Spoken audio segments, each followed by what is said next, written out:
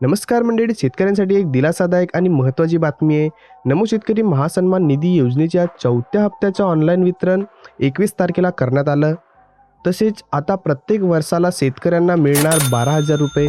याविषयी आपण संपूर्ण माहिती पाहूया, म्हणून हा व्हिडिओ शेवटपर्यंत नक्की बघा।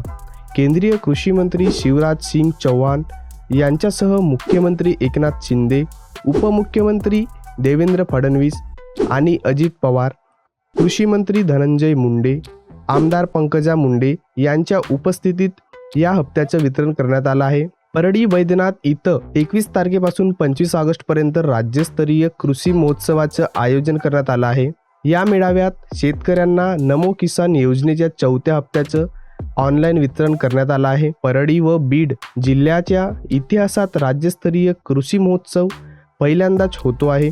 या महोत्सवाचे दिमाखदार सोहळ्यात मान्यवरांच्या हस्ते उद्घाटन झालं। या योजनेमुळे 91 लाख शेतकऱ्यांना फायदा झालेला आहे।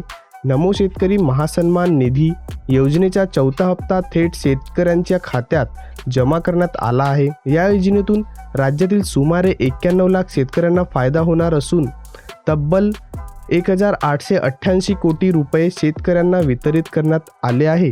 दरम्यान याच कार्यक्रमाच्या निमित्ताने राज्य सरकारने नुकत्याच जाहीर केलेल्या सोयाबीन कापूस उत्पादक शेतकऱ्यांना द्यावयाच्या अनुदानाचे वितरण करण्यासाठी सुरू करण्यात येत असलेल्या पोर्टलचेही अनावरण देखील करण्यात आले। मागील वर्षीच्या अर्थसंकल्पात तत्कालीन अर्थमंत्री देवेंद्र फडणवीस यांनी नमो शेतकरी महासन्मान निधी योजना जाहीर केली होती। पंतप्रधान किसान सन्मान निधी योजनेच्या धर्तीवर ही योजना राबविण्याची घोषणा राज्य सरकारनं केली होती।